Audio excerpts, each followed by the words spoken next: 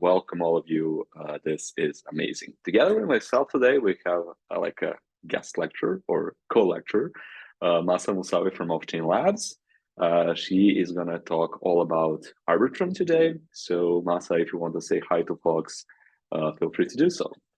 First, yeah, I already said GM, if that counts. Of course. But yeah, no, it's really exciting to be here. I'm Mahsa, as Andrej said. I'm an integration engineer at the Offchain Labs. And for what it worth, I'm in Montreal, so it's really cold and chilly and snowing in here. And yeah, happy to have y'all. Amazing. Let's quickly take a look at a chat. Okay, I think we have a decent number of participants. We have a quorum.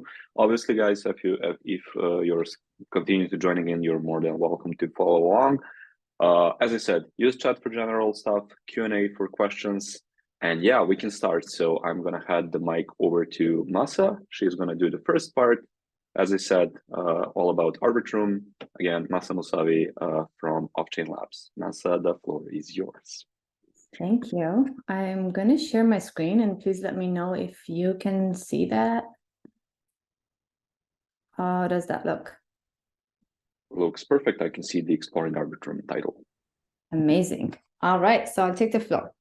Welcome everyone. For those who have not heard our intro, my name is Mahsa. I'm an integration engineer at the Offchain Labs, and today I'll be co-hosting a Chainlink CCIP Masterclass with Andrej for all of you. I've just heard that Chainlink also had another, like the whole set of masterclasses. So I invite you to look at them all on YouTube. A bit myself, again, I'm in Montreal in Canada, and I'm both doing PhD and an integration engineer at the Offchain Labs, and this is my Twitter. If you feel like you have any question during the presentation that I'll be giving on Arbitrum, please feel free to reach out to me on Twitter or on Arbitrum's Discord. I'll be very happy to answer any questions that you might have. And this is the website if you need to reach out to me via email or other social medias. All right, so as Andrej said, I'll be walking you guys through what is Arbitrum.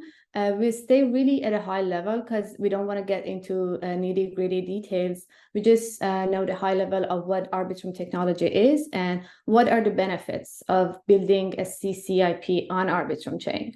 So Arbitrum, for those that do not know, is a layer 2 scaling solution, and it's an optimistic rollup, and we provide ultra fast and ultra cheap transactions that derive security from the Ethereum blockchain. And yeah, so the transactions that you do are really really cheap and not expensive. And there's no heavy crypto involved. There's no magic. It's just that it's a rollup. So it's an optimistic rollup, and that is deriving security from the L1, which is the underlying chain, and it is the Ethereum blockchain in this case. And we leave a really minimal footprint on L1, so you don't even have to pay a lot of Ether for the call data that is being posted on L1. And it is fully trustless, meaning that the security is rooted from Ethereum blockchain. And other than that, you don't have to trust anything else. And we do have interactive fraud proofs in place, which is basically, if you see that in the talk, I'll talk about how the technology works. But at a high level, the way it works is if there's anything that goes wrong in the state of the chain, we have some protocols implemented for anyone to come along and try to challenge those outputs of the chain. And it's drop-in compatible, meaning that it is fully EVM compatible. So if you're building on the Ethereum blockchain on the EVM, it would be very easy, extremely easy for you to build on Arbitrum as well. Porting is really easy. It's basically one click, and it basically works with any existing Ethereum dApps and tooling that you currently are using on the Ethereum blockchain.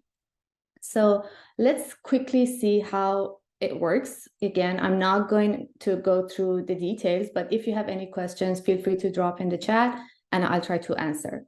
So the way it works is Arbitrum is basically another chain that is working on top of the Ethereum blockchain. So here at the top, you see the Arbitrum chain, and at the below, you see the Ethereum blockchain. So these two chains are both basically progressing via the state transition. And for the Arbitrum chain to be able to operate, what we do is we put a set of smart contracts, we call them bridge contracts, on the Ethereum blockchain. So both chain, they progress as they get a transaction as the input of the chain, and on a like regular basis, right now is every 30 to 45 minutes, there is an operator that commits, that basically puts the output of the Arbitrum chain and put them on the bridge contracts on the Ethereum blockchain. And that is what I meant, but by deriving the security from the underlying L1. So what happens is that output is being placed on the Ethereum blockchain, and then it's public, it's available for anyone to go and check the output of the Arbitrum chain. And this continues, and everybody can check the output, it's fine. But let's say that the operator puts an output of Arbitrum chain on L1, which we find incorrect. So what happens is now the protocol goes, the fraud-proof protocol goes live, and anyone can come, they can challenge the output. And this can happen in a very, very cheap manner, because the way the protocol works is it really gets down to that little step in the execution where 2% started to have different outputs for the chain. So it doesn't go and like compute every steps in the computation in the whole history. So, and after that, they can both reach out to an agreement of which output is correct, and then the chain corrects itself. So we have live fraud proof in place. That is really how Arbitrum works. I don't want to get into the detail because we have like the bridge contracts that I described. It has outbox contract, inbox for getting the input and output of the chain. We have the rollup, who's basically responsible for managing these challenges between the validators. But I won't go through the details, but feel free again to reach out to me and ask questions or drop them in the chat. But what I want to do instead is I want to do the sneak peek into the Arbitrum. I want to talk about the current chains that we have and also our exciting future developments, so that you can really get an understanding of what's going on in the Arbitrum space, and also understand why you should build a CCIP on Arbitrum. So we have different chains. Our main chain is Arbitrum 1, which is an optimistic rollup based on a rollup technology. It's a mainnet, and according to the L2 beats, is the most famous L2 because of the largest TVL and also TPS. We have very high TVL and TPS, and it's very cheap and fast. It's very cool and easy to use. As I said, it's fully EVM compatible, so you can easily build on that one. And a little history for Arbitrum 1. It came live in August 2022. I'm not sure if there's anyone here who's been following us, but before that, we had the Arbitrum Classic, which had the classic technology. So on August 2022, we upgraded Arbitrum 1 from Classic to Nitro Stack, which significantly increased the throughput and speed of the chain. And we also, in Arbitrum 1 technology, we are using advanced call data compression, which again, significantly reduces the amount of call data that is being posted to L1. So remember a few slides before, I mentioned the operator has to put the state back to L1. So the way they have to recompute the state is using that call data that is posted on Ethereum. So on Nitro, we leave a very little footprint on L1. So your transaction is even cheaper now. We have fully Ethereum gas compatibility, so it's really easier to account for gas that you have to pay. And we have safer L1 to L2 messaging and retrievals. And what is interesting is for developers on Arbitrum, on Nitro, which is a new technology for Arbitrum 1, we have get tracing, which was not available in Arbitrum Classic. So now we even provide broader debugging support and a lot more improvements. Another main chain that we have is Arbitrum Nova. So this is basically like it introduces another security assumption, which is now you have to post your call data to a data availability committee, and that makes your transactions to be cheaper and even faster. But there's a trade-off, because again, now you are trusting a set of committee for you to keep your call data for you. But again, this is up to you if you want to use Arbitrum Nova or One, but we recommend Nova for gaming application, let's say, because those have a lot more transactions and like computations to be done on chain. So Nova would be a better place for them to develop because it's cheaper and faster, and there's not like, they don't need really that high security. And Nova is still secure, but not as secure as Arbitrum One, because there is another security assumption here. And we have the portal. You can go and explore the Arbitrum ecosystem. We have both for Arbitrum One and Nova. And on each, you can find different dApps, different wallets, and different applications that you can use. It's really a good place if you want to start exploring both of these chains. And the future of the ecosystem for Arbitrum, how it looks like is we are busy building. So we're currently working on Bold, Stylus, and Orbit. And Bold is the permission validation. Stylus is a huge upgrade to the EVM. I'm sure you've heard of that. And we have Arbitrum Orbit, which is basically your own customized Nitro chain on top of Arbitrum One or Nova. So I'll be talking about these so that you can see at what stage are we right now. So for the we start with the Bold. So the way currently the validation process works on Arbitrum chains is it is permission. So remember that operator that I mentioned, that it puts the state of the chain on L1. So currently not everyone can do that. So it's permission, meaning that we chose a set of validators to do that. Not we, it's Arbitrum DAO, I mean. And then the way it works is transactions are sent to the sequencer, and the sequencer posts those transactions to L1. And now it comes for the validators to come along and they execute those transactions. They create some R blocks and they post the state back on L1. And if there's, as I said at the beginning, if there's a disagreement between two of these validators, they can start a challenge, the fraud proof starts, and then only the honest validator can win. So this is the high level idea of how validation process works on Arbitrum now. But the way it works right now, why we made it permission has a special reason, and the reason is it is vulnerable to the denial of service attack. So anyone can come, if it was open, it's permission. So this attack is not feasible, but the reason we made it private is anyone can come along and they can spend as much money as they want so that they can kind of extend this validation process. So they can basically perform a denial of service attack. So that's why we made it permission. But what Bold does, which is basically an acronym for bounded liquidity delay, is it basically gives an upper bound, which is 7 additional days for someone to be able to delay the challenge period.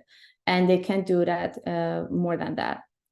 So what it does is it makes the validation process secure, and it also enables us to provide permissionless validation for Arbitrum chains. So currently, Bold is being worked on. I'm not part of the Bold team, but I know that the code is done, so it's going under the audits right now. And after that, we integrated with the Nitro stack, and then we'll launch a DevNet. I have some good news that the DevNet will be launched, I guess, sometime soon. And then we, of course, because Arbitrum is a DAO, we have to propose to the DAO so that they can create a Arbitrum testnet chain. And then we propose to the mainnet. If the DAO approves, we have the Bold integrated with the Arbitrum mainnet. And then at that point, anybody can come along and they can start permissionlessly validating Arbitrum chains. The other product that we are working is Arbitrum Stylus, which is basically an upgrade to the developer's environment. So right now you can write smart contracts in Solidity, but with Stylus, you can smart contract in any other languages as well. And that would include, for now, Rust, C, and C++, and we're working to add a lot more. And the way it works is Stylus basically runs another virtual machine, a wasm virtual machine, on top of the EVM, and it does it on an interoperable manner. It means that if you're writing smart contract in Rust and smart contract in Solidity, both these contracts, they're able to talk to each other without any issue. And the reason is, the reason for Stylus to be very easy to use and cheaper is wasm by itself is a lot more efficient than Solidity. So it increases the speed and it reduces the cost in a significant manner. And also memory usage is improved when you're writing a smart contract. So we figured that it opens a lot of new use cases for us, and that would include advanced crypto, generative art, and a lot more. Right now, if you want to do advanced cryptography on Arbitrum, even on Arbitrum with a lot more gas that you have, still it is not feasible. But with Stylus, you can even do that on Arbitrum One, on Arbitrum Stylus. And we feel like that with Arbitrum Stylus, we can open the door for a lot more developers to join the space. Because I grabbed this figure because it was interesting, because right now we have around 20K Solidity developers in the whole ecosystem. But if you compare the number with the ones we have for the Rust or C++ developers, you can see that there's a lot more developers in the space who would like to join, but they don't have the ability, because they would, they code in Rust and C++. So with that one, we get more developers to join the space, which is very cool. So again, same as Bolt, the next step for Stylus is we have the testnet, but it's going under the audits, and then we propose it to the DAO, and if the DAO approves, we can launch it. Oh, sorry, I should have changed this, but yeah, it's supposed to be Stylus. And then we have the mainnet ready if the DAO approves. And then at the end, we have the Arbitrum Orbit, which basically allows you to deploy your own blockchain and customize one on top of the Nitro technology. And it is very cool because you can now change your chain in what way that you want. You can have it either in rollup or any trust. You can have a customized challenge period, because right now it's 7 days on Arbitrum, but you can make it like even in a matter of 1 day or even minutes. You can change the base fee, you can change the custom fee token and use any other ERC20 token rather than Ether. So it opens a lot of door for you to customize your chain that sells to either Arbitrum One or Nova. And possibilities are endless. You can add new precompiles, make your blockchain private, and sponsor transaction for your users, or even have some actions to be permission, not like making the whole chain private. And all of that are at the same time, you are inheriting the security from the Ethereum blockchain, because you're settling to Arbitrum One and then L1. So this is very cool, I think. And to sum up, or I want to talk about the key benefits of integrating CCIP and Arbitrum. I think I've said enough, but still, Arbitrum provide low transaction fees and fast transactions. And it can be really important for decentralized applications that they have frequent transactions and interactions with smart contract. And Arbitrum is fully EVM compatible. And with Stylus, we even go beyond that. We are EVM plus. And you can basically start developing without any modification to the current application that you have. It is really easy easy to use, and interoperability is not a problem here, because you as I said, is fully EVM compatible, and we have a lot of dApps and liquidity on all of the chains. So it is very easy for these dApps to communicate together. And it's really highly secure because we're inheriting the security from L1 and we have live fraud proofs in place. So if anything happens when we open the validation, if there's any malicious validators posting malicious or incorrect states, we have live fraud proof in practice, and you can always open a challenge and only the honest validator would win. And it is very developer friendly because we always focus on easy integration for developers.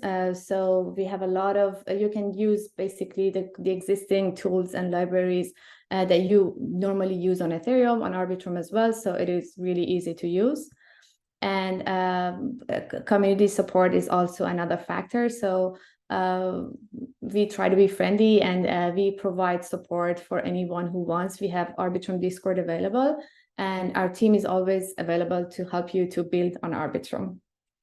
And if that's not enough, I only found about this a few days ago. One of our senior software engineers, he dropped a Medium post on the state of L2s, and it is a nice post because he breaks down the various parts for L2 technologies, and he compare different of these components in Arbitrum, which I found really cool. I post the link in the chat after my talk so that you can go through that.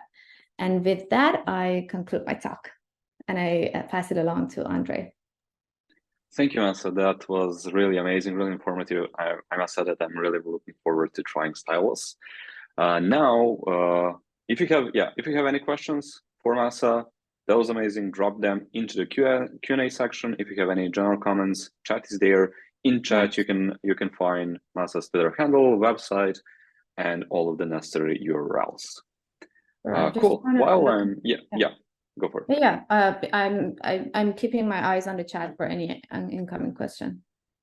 Amazing. While I'm now sharing my screen, I do actually have a question for you guys, since Mahsa said that Arbitrum is kind of inherits Ethereum security when the transaction on Arbitrum is actually finalized. So when is that finality? We will need that to understand CCIP security closely. But now let's see how we can use Arbitrum, and more specifically Arbitrum Sepolia testnet, to build some cross-chain NFTs. So today we are actually going to create a fully decentralized cross-chain NFT smart contract, and we are going to do cross-chain transfers from Arbitrum Sepolia to Ethereum Sepolia testnets.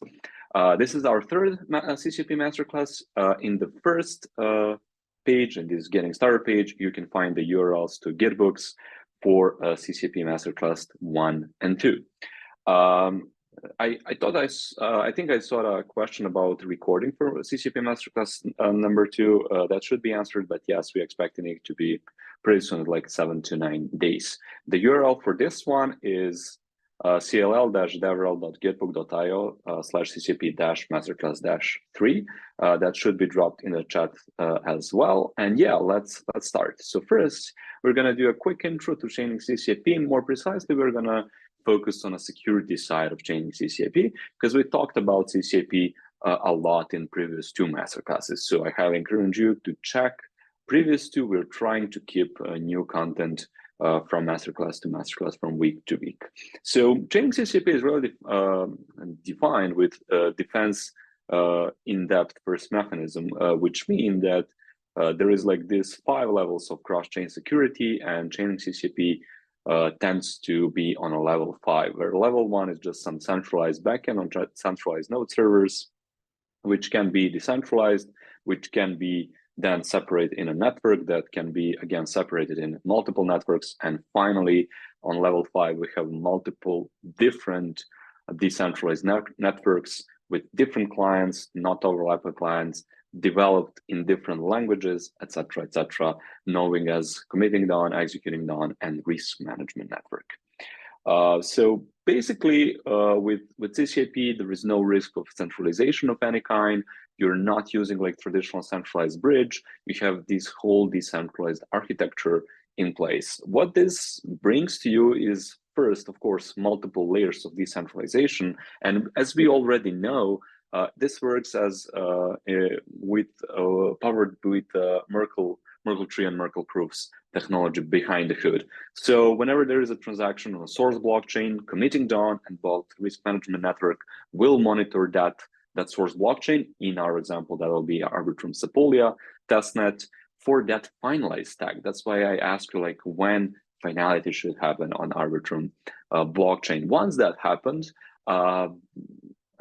basically their committing done will form like a tiny Merkle tree with a subset of transactions, of those finalized transactions, including yours, and will pass that root hash of that tree to the commit store smart contract on the destination chain, which risk management network, actually nodes from risk management network, will monitor.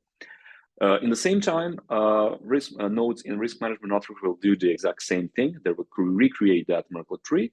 And finally, they will just get the Merkle tree, actually root hash from that smart contract committed or reported by committing done, and compare with their own, with the root hash of their own Merkle tree, and see if those are equal. If those are equal, that's good. If not, then we'll do something about it. So each of these nodes in our risk management network will vote now on this report with either bless or curse status. There needs to be a quorum of votes, like a threshold for both states, either blessed or cursed. We usually monitor our CCP Explorer, our web page, for blast tag. That's good, because whenever we see blast, that means that our cross-chain message will be delivered. After that, it's simple execution.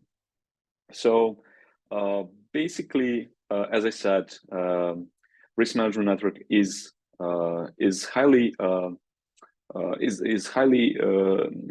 developed with this mindset where we are using this N version programming. And the thing is that with risk management network, client for this network is developed in Rust language with a completely separate team, while clients for committing done and executing nodes are developed in Golang. And the thing is that there is no single node that overlaps or a single node that participates in both of these DONs.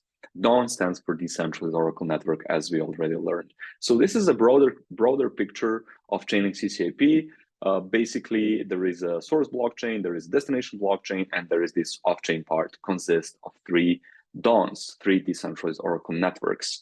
From your point of view as a developer, what you need to care about is only router contracts. So we already know there is one CCP router smart contract per CCP per blockchain, and all the interaction is happening between yourself and that, or your contracts, your dApp, and that router contract. You can you can see CCP as a black box, literally. So imagine like you're sending a package. So you're gonna go to post office, you're gonna name where you want to send it, do some extra stuff, label it, and that's it. Post office will do the sending for you.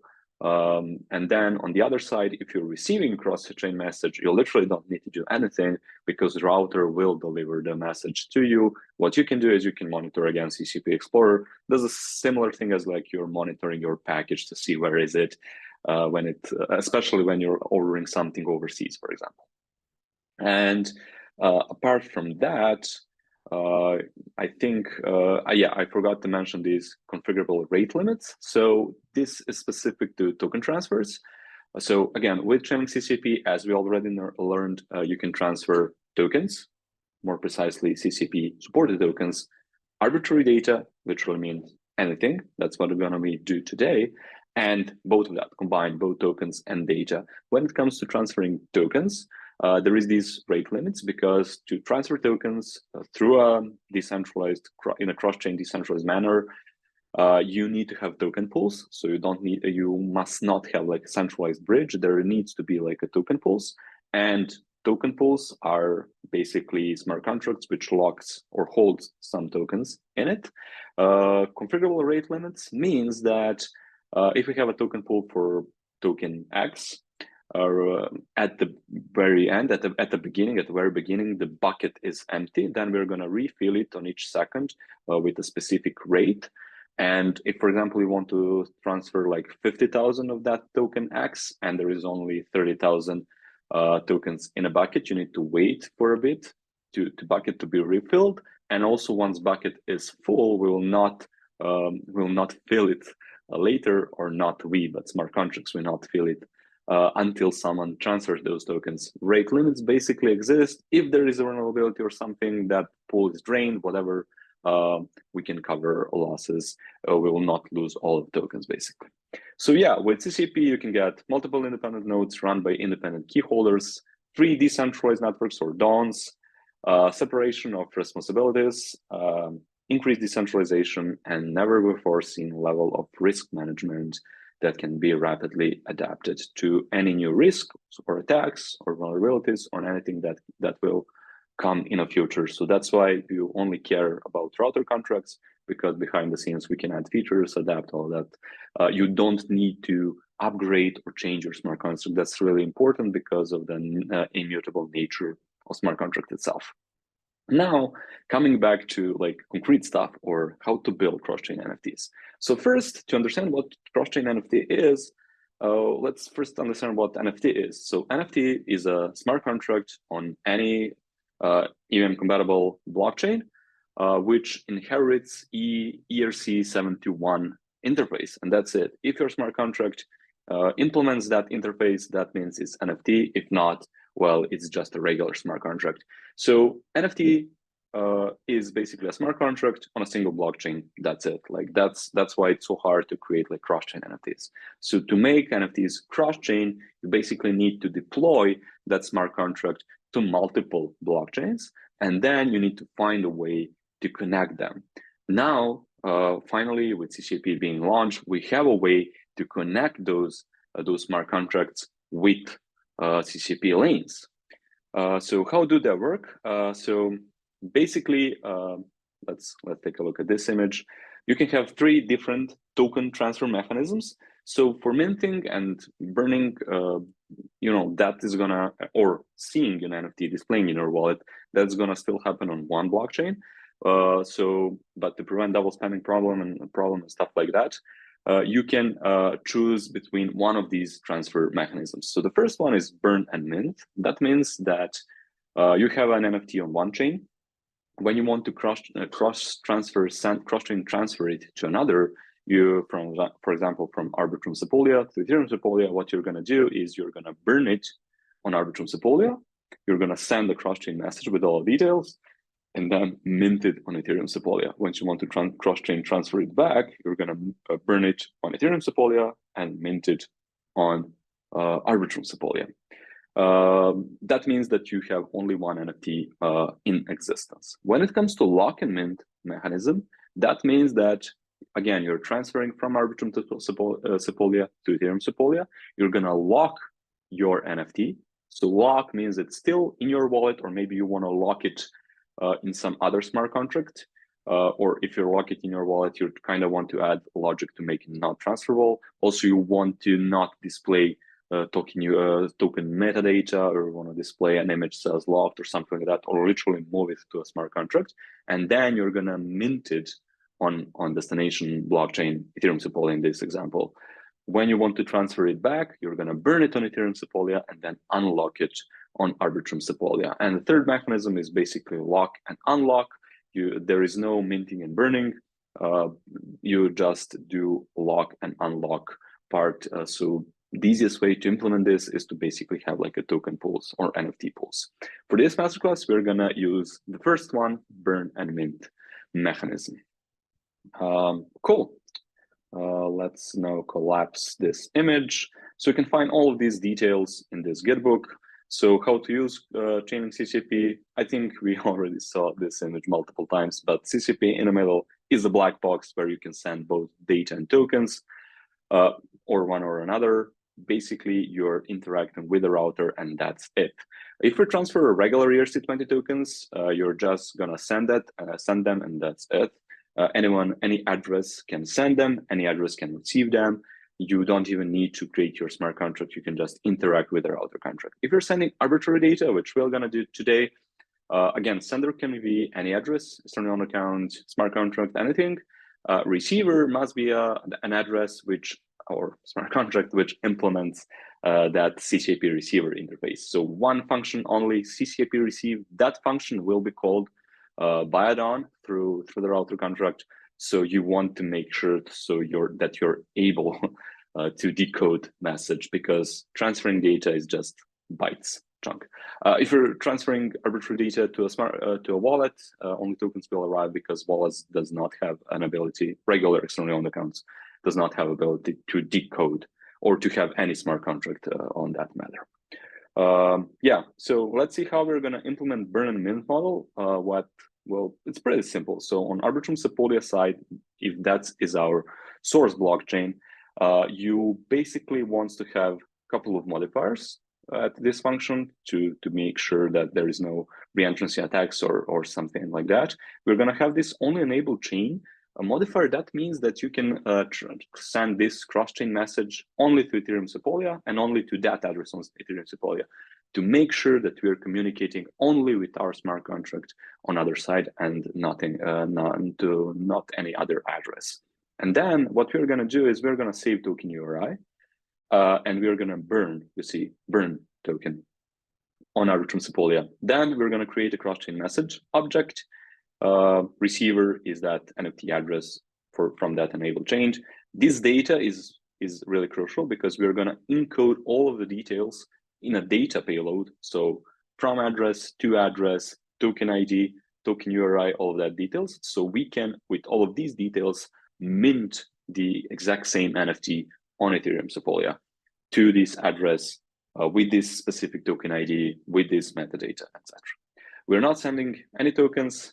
For extra arguments, we'll touch on that later, and we're going to pay for fees depending on this parameter. So you can pay for CCIP fees in both link token and also native asset of that blockchain. So for Arbitrum Sepolia testnet, there'll be Arbitrum Sepolia ETH or wrapped Arbitrum Sepolia ETH.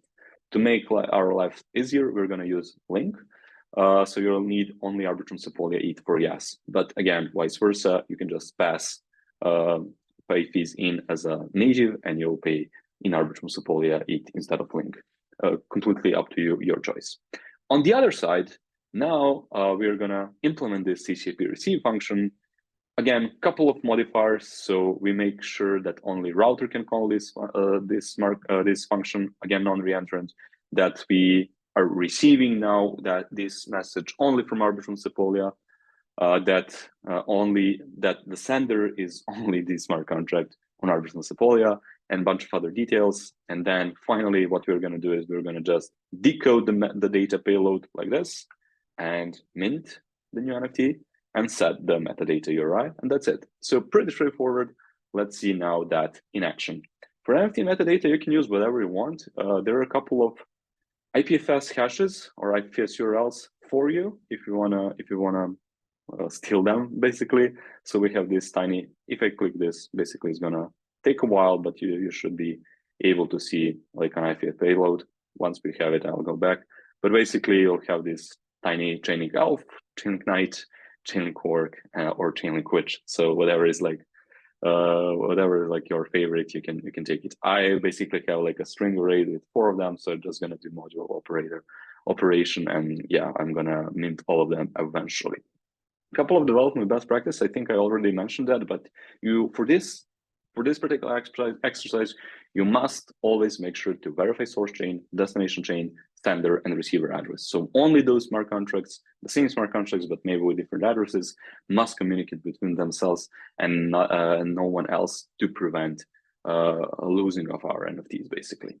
We also must verify triple check router addresses. So because router smart contract is basically our door to a CCIP. We want to set gas limit. So gas limit basically specifies the maximum amount of gas CCIP can consume to call that CCIP receive function on the other side.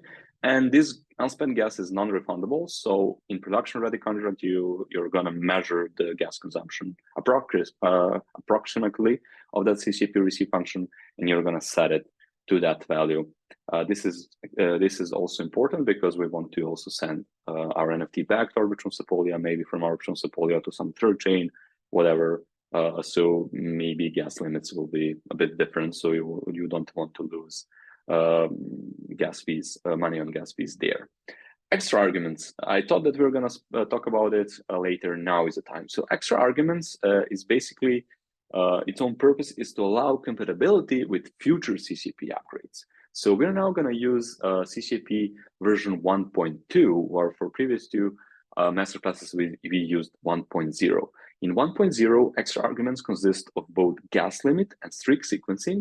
Now only gas limit is there. We removed strict sequencing because it was like an experimental feature. So now only gas limit is there. That means that if you want to try to use new routers with all smart contracts, there is a slight possibility that will be incompatible.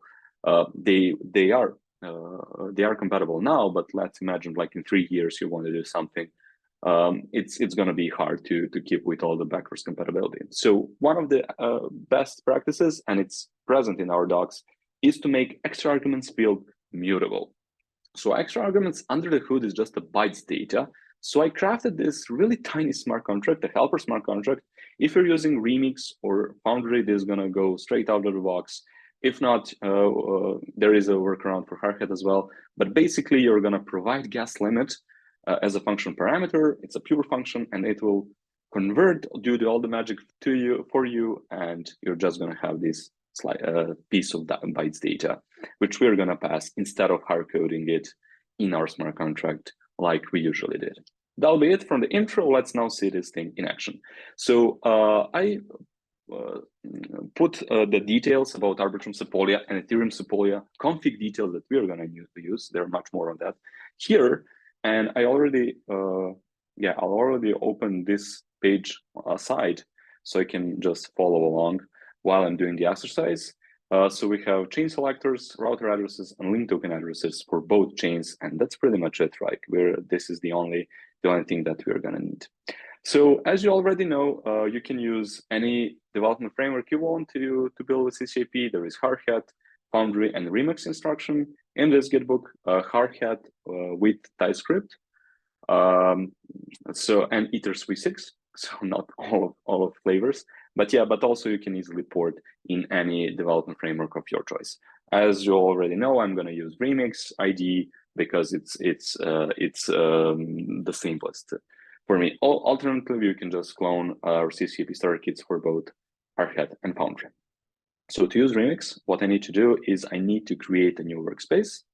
I'm going to select a blank template, and I can maybe name it CCIP Masterclass 3 cross NFT on Arbitrum. Let's go, but you can name it however you want, and I'm going to click OK. I'm going to just zoom this a bit so it's easier for you to follow along, and that's it for now. Cool. To use CCIP and interact with the router contract and all that stuff, as you already know, there is this npm package. So this is the official npm package for CCIP smart contracts, and we now need to install it. If you're using Hardhat, also besides this package, we're going to install Chainlink contracts and OpenZeppelin contracts, the newest version, like version 5, whatever. So for Hardhat is really simple, npm install. For Foundry, we have these forge install commands, and for Remix, it's even easier. So I'm going to just copy this smart contract, and Remix is clever enough to automatically import all of these dependencies for me. So I'll have the empty contract with 3 random smart contracts from 3 packages just to make sure that everything's fine, and then I'm going to start. So I'm going to create empty.sol smart contract. I'm going to paste the content from the Gitbook, hit save, and you already see this .dapps folder expanded. So .dapps npm, this is what I'm looking for. I'm looking for Chainlink contracts, contract CCIP, and OpenZeppelin contracts. That's it. This is what I want.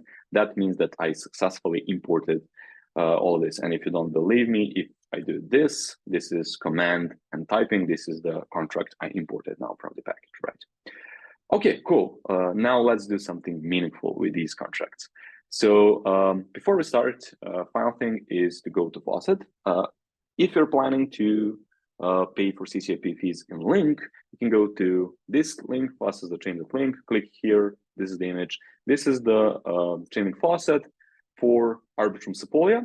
So you can get 25 link or 0.25 test ETH.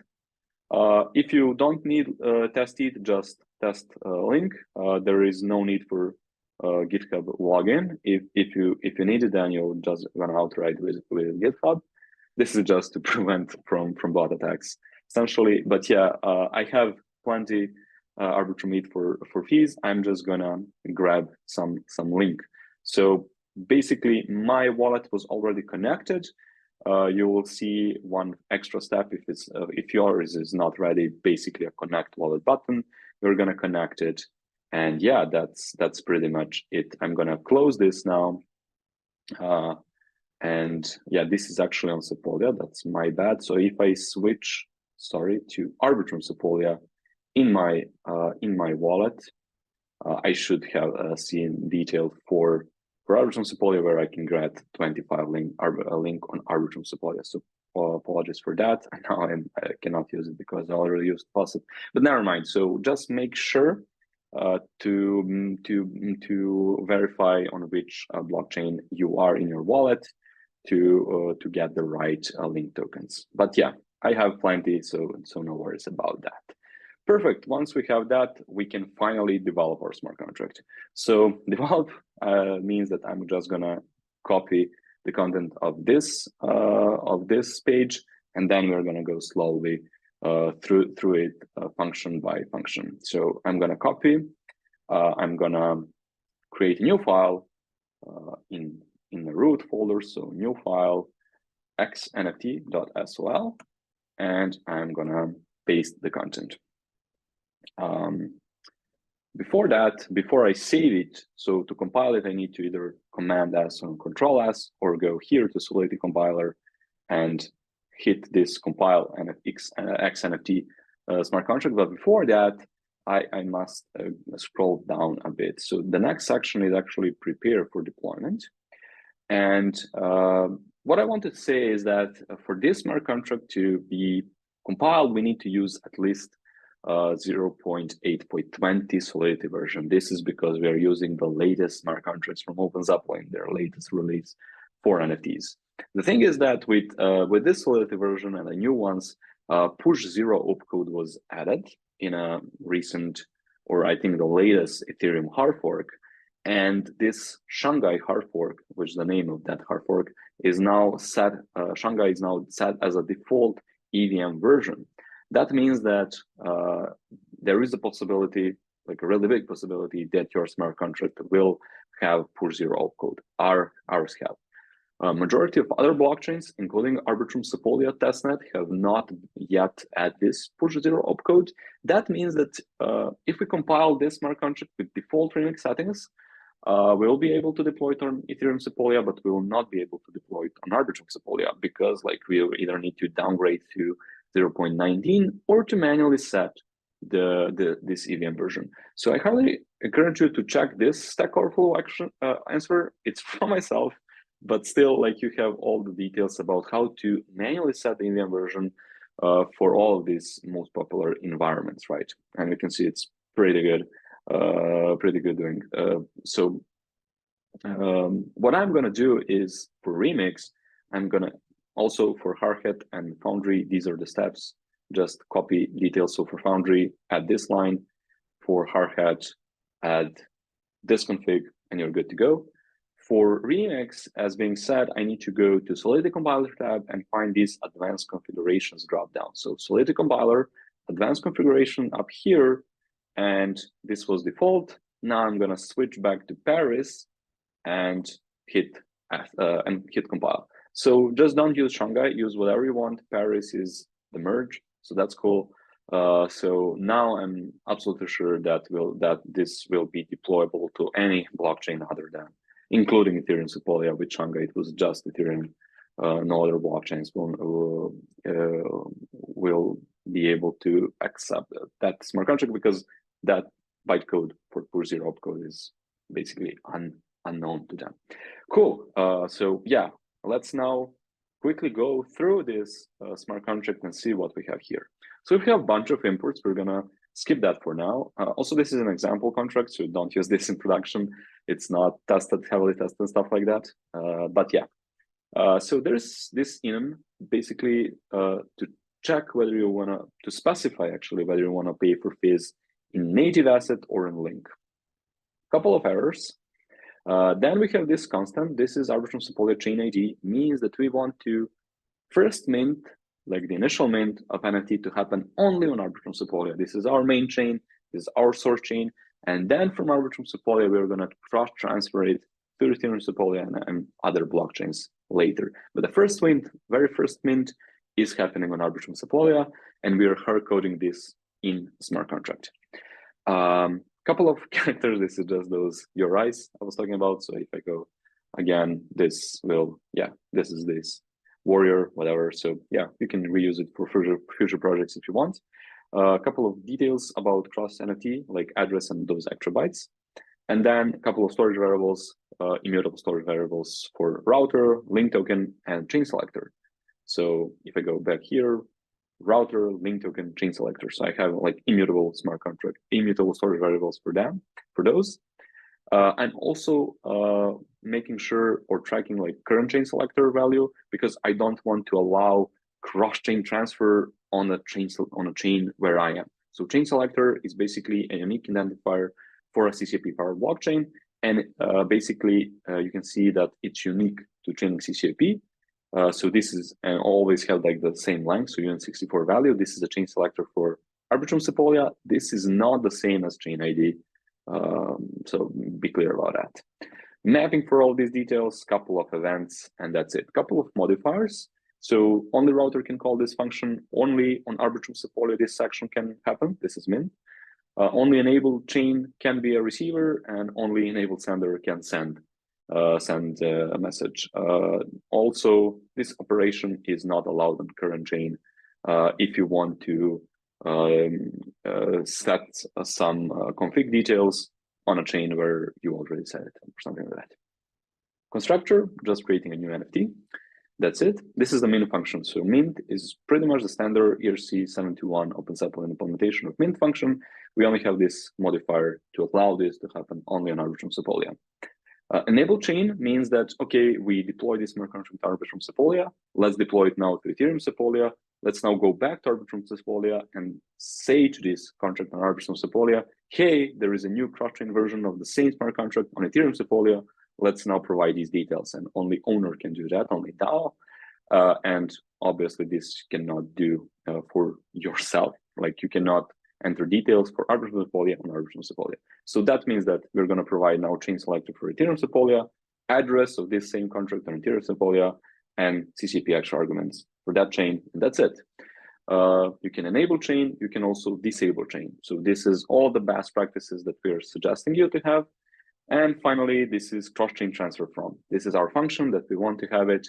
So a couple of modifiers. We are burning token here, creating a cross-chain message object. We're encoding all of these necessary details, which we're going to decode on the other side to mint a new NFT. And we're not sending any tokens. For extra arguments, we're using those extra arguments bytes provided here when you're enabling chain. And we're specifying whether we want to pay in native or a link for fees. Then we're going to call the router contract to calculate the fees, CCIP fees, for this cross-chain transfer. So on this chain selector, for this message, how much that will cost for these three off-chain components to deliver it. And again, if you're paying in links, then first you're going to check whether you have enough. Then you're going to just approve router to spend part of your link tokens, and you're going to send the message. CCIP send function. Same things for native, just with our approval and with these extra parentheses, because we are now paying basically with the message.value. That's it. Emitting event. On the other side, we are receiving a cross-chain message, basically decoding all of these details. As I said, minting an NFT, setting a token URI, and emitting an event. A couple of helper functions: withdraw native asset, withdraw token for fees, and also to get token URI, router, a couple of view function, functions, and finally supports the interface. That's pretty much it. Now let's see this thing in action, shall we?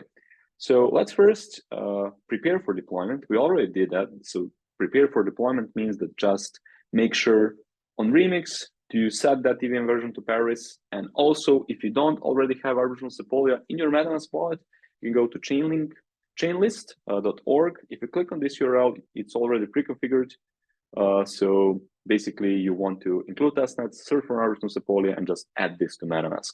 So if you're not clicking this URL, this is the main one. So you want to include testnets and search for Arbitrum Sepolia, or just click the URL from the Gitbook, right? For other environments, just setting environment variables for Arbitrum Sepolia RPC URL and optional Ethereum Sepolia, because for this exercise, we're just going to do a transfer from Arbitrum to Ethereum. But if you want to do back, vice versa or backwards, you'll want to set that as well. To do that, you can maybe go to Alchemy. Alchemy have a pretty decent RPC URL for Arbitrum Sepolia and Ethereum Sepolia. So yeah, I suggest that, but you can do it however you like. Cool. Now we're in Remix. Let's deploy this NFT first to Ethereum Sepolia. First to Ethereum Sepolia as a destination chain, just to prevent the number of chain switching in our MetaMask wallet. Let's see. Okay, cool. Something is wrong with my camera settings, but that's never mind. We can switch. We can check that later. Cool.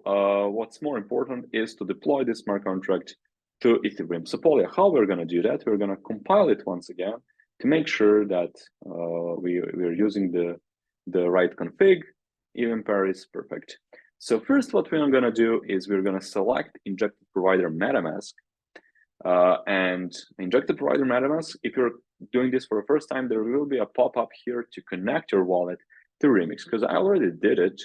What I want to do is I'm going to specify the network I am through my MetaMask wallet. So if I want to go to Sepolia, I'm now on Ethereum Sepolia. This is Ethereum Sepolia, links, blah, blah.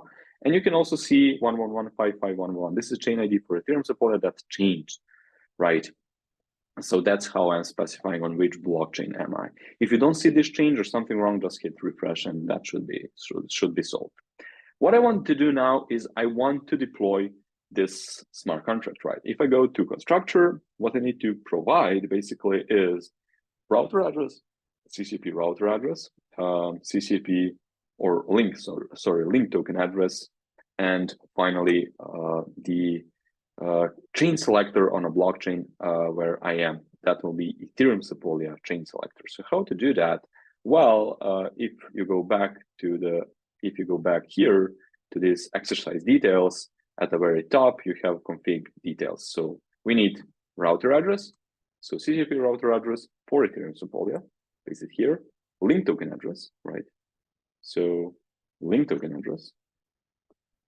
Here it is. And finally, chain selector for this chain. So this is this value. Triple check it just to make sure that these are correct values. BF779, okay, cool. And hit this transact button, which will deploy our smart contract to Ethereum Sepolia. What I need to do now is I'm going to hit confirm. And we're going to wait for this transaction to be included in the next block. So yeah, that just happened. Amazing, right? So now let's quickly go back to Gitbook and see what our next step is.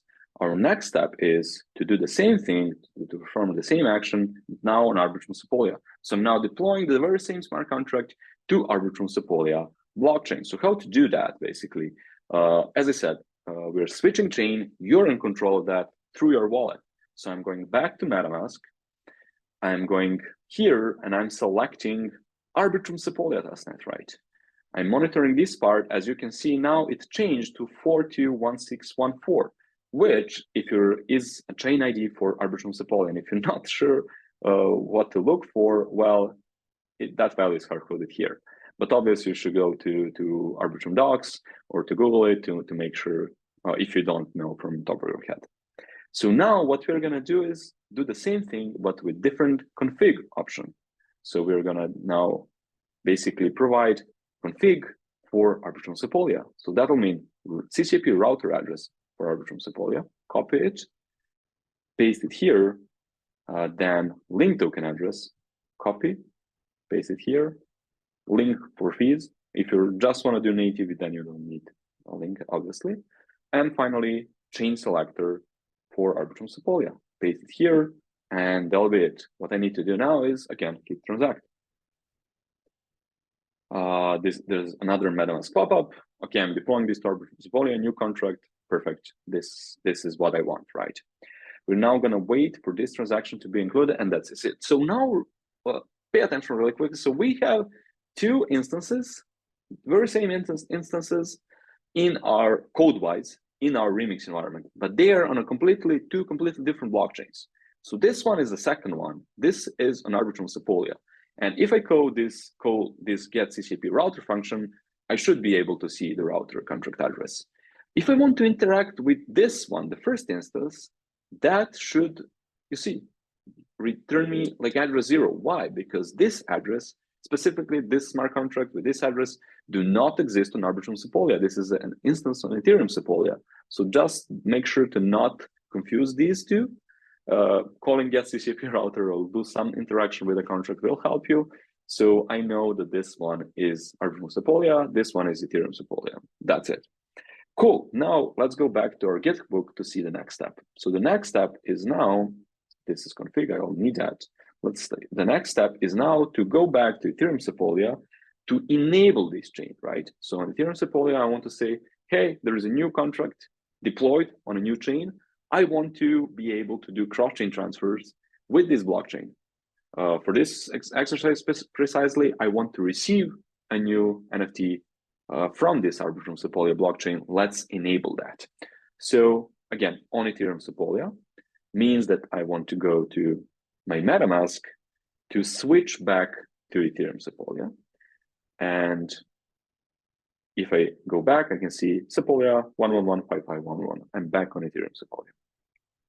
So now, if I call this get CCIP router function, I should be able to see the router address because now I'm interacting with a contract on the right blockchain. So if I go back to details, you can see we need to call enable chain function. For Foundry and Hardhat, you have dedicated scripts. For Remix, it's easy. We just need to find this enable chain button. And here it is. So if I go back to enable chain, you can see I need to provide chain selector, cross-chain NFT address, and extra arguments. So this is the chain I want to enable. That means that only I can call this function only on other chains. That means I'm on Ethereum Sepolia. I'm adding details for other chains. I cannot provide chain selector of Ethereum Sepolia. So I need to provide details for Arbitrum Sepolia, right? So chain selector for Arbitrum Sepolia is this one. So I'm going to copy this 3478 number, paste it here. I need to provide the cross-chain NFT address on this chain. So how to do that? Well, scroll down a bit and copy it here. So this is the address of smart contract we previously deployed in previous step and provide it here. Finally, CCIP extra arguments. So I said to you, you can use this helper contract. I already have it, but I calculated for you that if you want to use default settings, what you can do is just copy this value because this is 2000 in gas. And for the sake of time, we're just gonna use this. So hit transact. And this is on Sepolia, perfect, just hit confirm. That means that that we are now enabling Arbitrum Sepolia on Ethereum Sepolia. Cool. Step number 4 is to go back to Arbitrum Sepolia for the very last time. So we have another chain switch, right? And call, again, enable chain function, but on Arbitrum Sepolia now. So how to do that? Well, for the very last time, go to our MetaMask.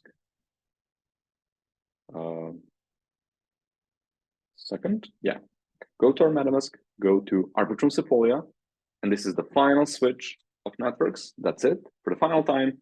Make sure this custom 421614 chain ID is what you're seeing, and that's it. We are now on Arbitrum Sepolia, and we will not gonna go back to any other chain throughout the rest of this CCIP masterclass, right? Okay, cool. Let's now go back to this instance. So to make sure, okay, CCIP router, it works. Cool. So we need to call enable chain on Arbitrum Sepolia. We need to provide details about Ethereum Sepolia. So how to do that? Chain selector for Ethereum Sepolia, copy, paste it here. Cross-chain NFT address on Ethereum Sepolia. So scroll up a bit. It's this one, copy, 4D7, and bytes. Well, it's going to be the same one, right? So I'm going to just copy this value and paste it here. Finally, what I'm going to do is I'm going to hit transact button and wait for a MetaMask pop-up. Here it is. Hit confirm. I'm now going to wait for this transaction to be included in the next block, which just happened, and we can continue. Now we set up a scene for these two smart contracts to communicate between themselves, between each other. Let's now do something meaningful, right? So step number 5 will be to fund cross-chain NFT with 3 links, or you can do 1, 3, whatever. 3 is more than enough, just fill it in. This is for CCIP fees, and I said multiple times I'm going to use link for that. So how to do that? Well, just copy the address of that smart contract as a receiver. Go to your MetaMask. These are tokens you had from the faucet. Hit send. Paste the address here. There is a warning. You're about to send a token to a contract, which can result in loss of funds. But I understand because we added that withdraw and withdraw token functions. So withdraw token is for this one. So I can absolutely withdraw my tokens later. I'm going to hit next. And I'm going to just hit confirm. This is an Arbitrum Sepolia. This is what I want. Confirm. And I'm going to just monitor my MetaMask pop-up to see when the funding is done. So I'm just waiting for this transaction to be included in the next block. Obviously, if you want to do cross-chain transfers back, you're going to switch again to Ethereum Sepolia and fund that smart contract with some links. But again, for this tutorial, for this exercise, we're just going to do one cross-chain transfer. So that step is kind of redundant, right? Cool. Now, when we have a link for CCIP fees and we connected our 2 blockchains, let's now mint our first cross-chain NFT. So to do that, well, on Arbitrum Sepolia, I just need to call the mint function. That's it. And if you want to do this on Ethereum Sepolia, well, you will not be, because mint can be done only on Arbitrum Sepolia. And then for all of other blockchains, you need to cross-chain transfer it, basically. So I'm calling the mint function. I'm hitting confirm here. And I'm going to wait for this transaction to be included in the next block. And here it is. You can see a green tick. This is great. So our very first token ID, index 0, will be the 0 will be the token ID of our very first NFT from this collection. And if I query this token URI function with 0, I should be able to see this URL. And if I paste it here, well, this is our lovely Chainlink Alpha. So cool. Also, if I want to see who is the owner of this token ID, well, this is my address. Amazing. Cool. Finally, as a final step, let's now do a cross-chain transfer of this NFT. So how to do that? We just need to call cross-chain transfer from function. And if we done our previous steps correctly, if everything is set up, we should be able to do that. So let's find the cross-chain transfer function. Here it is, cross-chain transfer from, and we need to fill a couple of details. So I'm going to basically send it from my address on Arbitrum Sepolia to my address on Ethereum Sepolia. So these two are going to be the same. Token ID I'm sending is 0. We just validated that we have this token. And the destination chain selector is Ethereum Sepolia. So I'm sending to Ethereum Sepolia. So I'm going to provide this chain selector as destination here. Pay fees in is an enum, basically. Enum is under the hood just set of numbers. So enum by default means that native is 0, link is 1, some other option will be 2, etc. Because I want to say, because I want to pay for CCIP fees and link, I'm going to provide number 1, which is an enum value for pay fees in .link. And I'm going to hit transact. There is a MetaMask pop-up, which is good. Everything's set up. This will not revert on Arbitrum Sepolia, so I'm just going to hit confirm. And I'm going to wait for this transaction to be included in the DARS block. That just happened. So what I can do now is I'm going to get the transaction hash of this transaction. And then I'm going to go back, I'm going to navigate to ccip.chain.link. This is a block explorer for Chainlink CCIP for all of these cross-chain messages. I can already see that this probably is my transaction from Arbitrum to Sepolia, from Arbitrum Sepolia to Ethereum Sepolia, but still, I need to either pass message ID, transaction hash on an address. I'm going to paste transaction hash and hit enter to search for it. And here I can now monitor the cross-chain transfer of my NFT, right? So this is still waiting for finality on Arbitrum Sepolia. So I can monitor it here. So if I click here for source blockchain transaction, you can see that I burned this token ID on this side. So sending to 0 address, I effectively burn it. So I don't have it now in my wallet. It's transferring, all right? But once this message arrives on Arbitrum Sepolia, I should be able to, CCIP Explorer, I should be able to add it. I will have it definitely, but I should be able to add it to my MetaMask. So if you go to NFTs tab and import NFT, you can just need to provide the address of a smart contract, token ID, and hit import, and it'll say, hey, successfully added. You still need to refresh for token metadata. But yeah, like you should be able also to see it on Etherscan, on OpenSea and all of that. So if you go here and refresh metadata, image should appear at some point. And yeah, that'll be it. So for now, we just need to monitor the status of this cross-chain message, and we will have our NFT in our wallets eventually. It says it's still waiting for finality. So you know, like you need to wait for finality to happen on Arbitrum Sepolia testnet. That's why I asked at the beginning of a lecture, do we know what, how can we calculate finality? Is just finality on Arbitrum Sepolia, or need to be finalized on layer 1, etc., etc. So yeah, that'll be it for now. This concludes our exercise time, like our workshop. Once this is finalized, again, if I go back to Gitbook, you should be able to add your NFT on other chain or into your MetaMask wallet on other side.